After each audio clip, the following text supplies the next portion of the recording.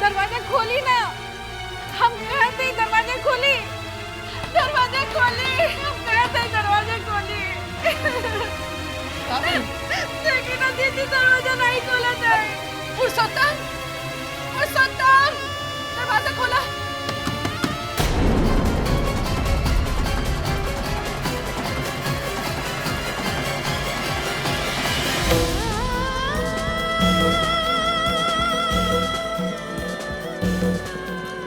हे भगवान, हम आज तक तो हर सच्चे दिल से तपस्या कैले हैं। कबो कबो कोनो चीज तो से ना मांगनी, एक चीज मांगली रही, वो तो हमरे झोली में देके हमसे वापस ले लेला। काहे भगवान, काहे भोलेनाथ, काहे? अब हमार प्रेम हमारी जिंदगी में ना हो तो हमार जिए के का फायदा है भगवान? केकरे खातिर जिए हम भगवान, केकरे खातिर?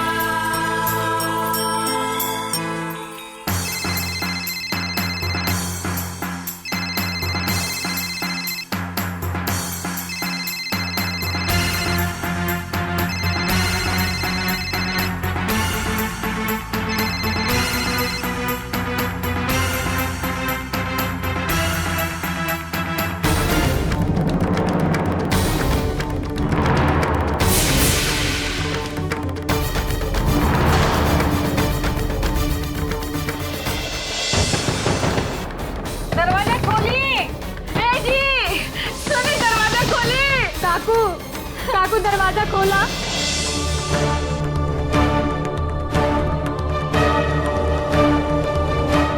का हो? अब तो हम लोग चैन से ना रहे देबू। आप अंदर से दरवाजा काहे बंद कर ले हैं? दरवाजा बंद ना करी तो का करी? पूरे समाज में हम मुंह दिखावे लायक ना रह गए। तोहरे बेटा प्रेम के वजह से घर में से निकले का कुल रास्ता बंद हो गया लो। अरे मन तो कर था कि मुंह पे करी खा पोत ली और तू कहो तो कि दरवाजा काहे बंद कर ली? अगर आप मुंह पे करी का लगा ले तो हमार का होई?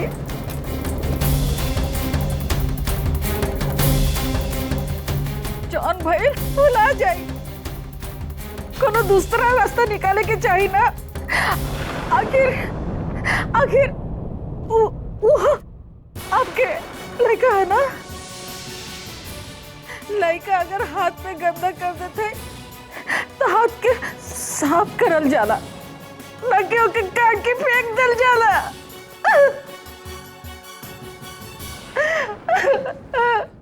पुरुषोत्तम, ई का है?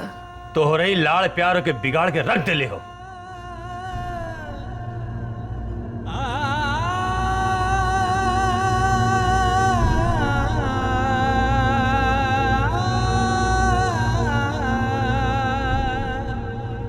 ठीक हो, बुलावा प्रेम के, मुझसे कुछ बात करेगी हो।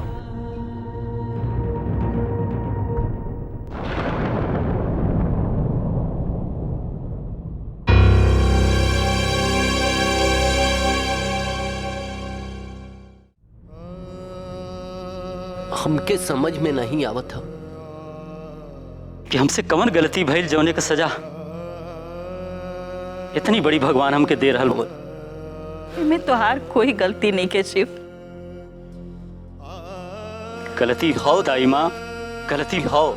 आदमी 5 रुपया के घड़ा खरीदेला तो ओके ठोंक बजा के देखेला कि उमे फूटल तो ना हो।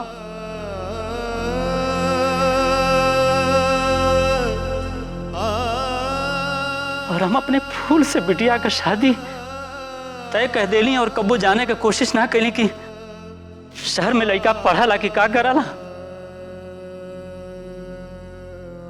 ओकर आदत का हा, ओकर स्वभाव का हा, ओकरे जिंदगी में कोई और तो ना हा।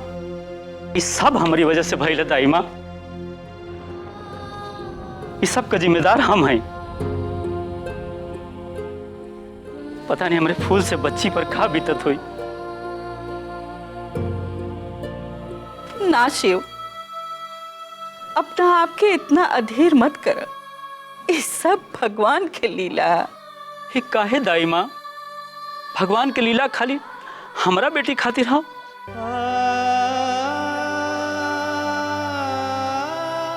समय से पहले उसे माई के अचरा का छांव छिना गई और जेके वो अपने मन मंदिर के देवता बनौलस, वो कर मन मंदिर छोड़ के चल गई।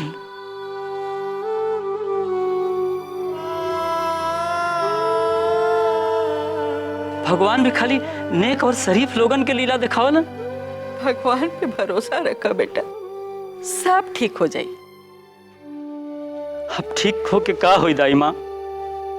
का हमरे सुधा के होठन के मुस्कान लौट आई? का ओकरे दिल पर जौन ठेस लगल वो ठीक हो जाई? ना दाई माँ ना, अब सब खत्म हो गई।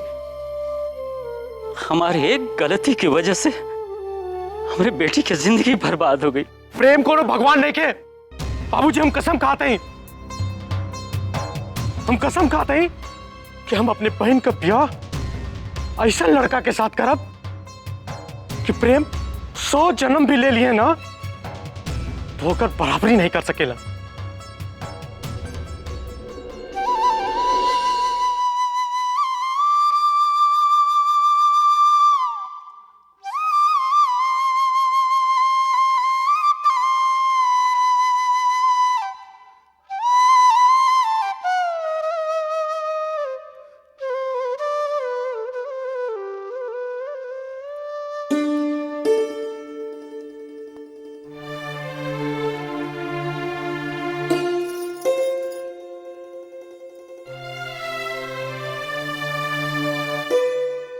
राहुल, तू ही बतावा हमार गुनाह का हो? सच्चाई बतावल चाहत रही तो केहू सुनलस नहीं। हम मजबूर हो के सबके बीच हमरा सच्चाई कहे के पड़ल तो केहू से बर्दाश्त न भइल।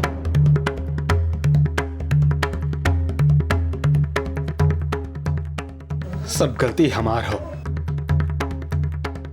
हम ही सबके दुख देले हैं। ये सबके जिम्मेदार हम ही हैं। हम अपराधी हैं राहुल, हम अपराधी हैं। ए भैया, अरे आपन ऊपर अपराध बोध मत ला। जॉन भइल तोन भइल, हाँ। और तू कोनो टेंशन मत ला, बिल्कुल टेंशन मत ला। हाँ, तू बिल्कुल टेंशन मत ला। ठीक कहा था भाई, बिल्कुल टेंशन मत ला।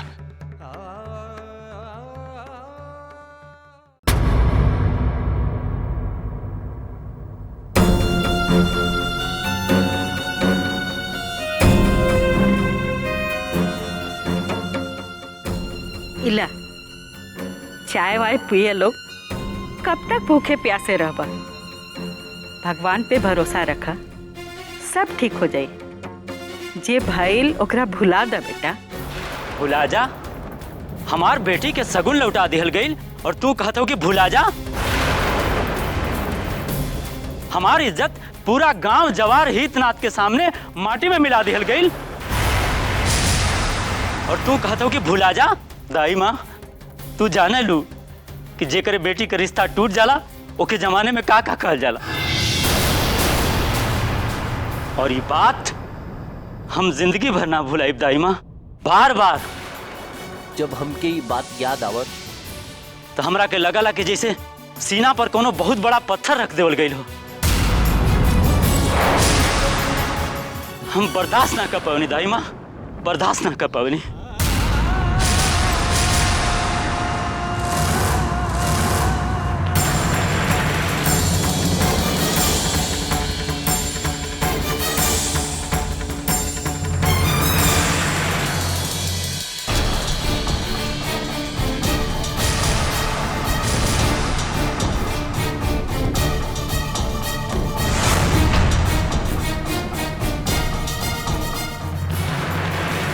हमके दे दो बेटा, दाई माँ तू हट जा।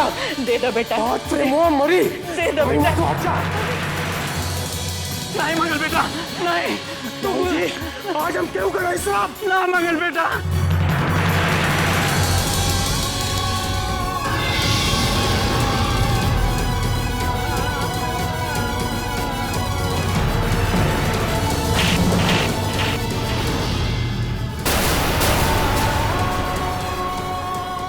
तू जाना हुआ तू का करे जात हुआ?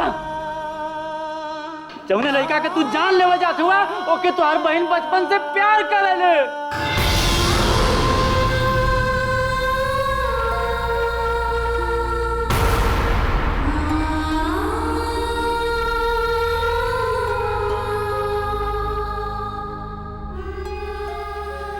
तो हम क्या करें बाबूजी? हम क्या करें?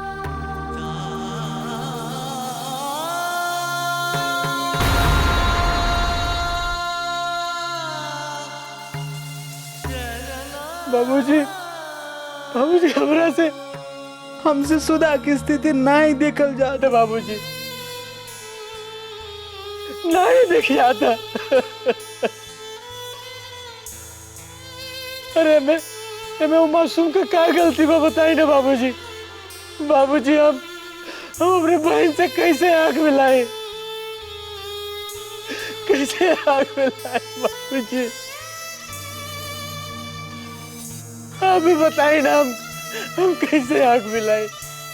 हम क्या करें माँ, क्या करें?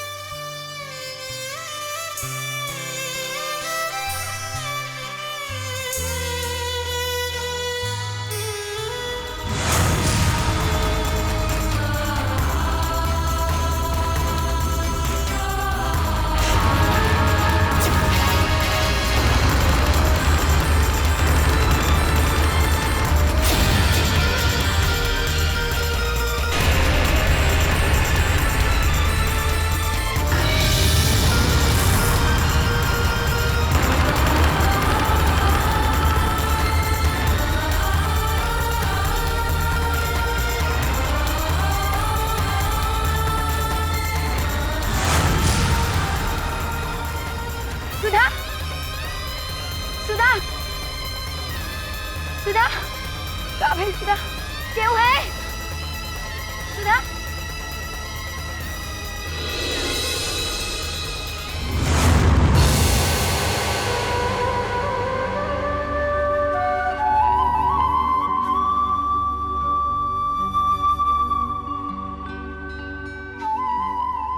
बबुआ, अरे सावित्री, बबुआ आ गई। कहाँ गए रहे? हाँ माई, बाबूजी हमके काहे खातिर बोलौले हवन? ए बेटा, वो तो से कुछ बात करल चाहत हवन।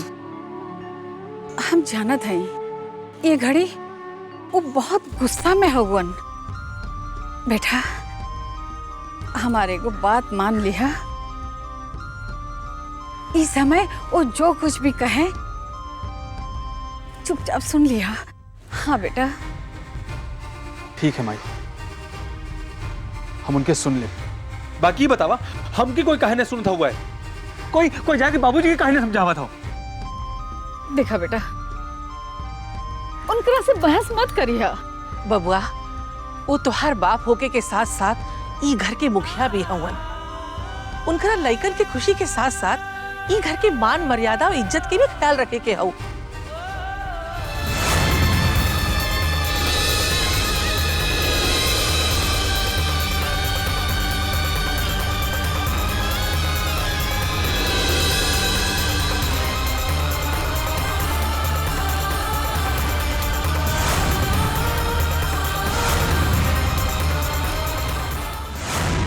लड़कन के खुशी के गला घोंट के खानदान के मान मर्यादा और इज्जत के ख्याल रखल कहाँ तक सही हो बड़की माई बतावा। बबुआ तू समझत काहे नहीं खे, वो जौन कुछ भी करे है तुहार खुशी के खातिर करे है। मंगल भैया, दाई माँ, बाबूजी, मंगल भैया, बाबूजी, दाई माँ। का भेल बेटा? का भाई? सुधा दीदी बेहोश हो गई है। बेहोश? हाँ,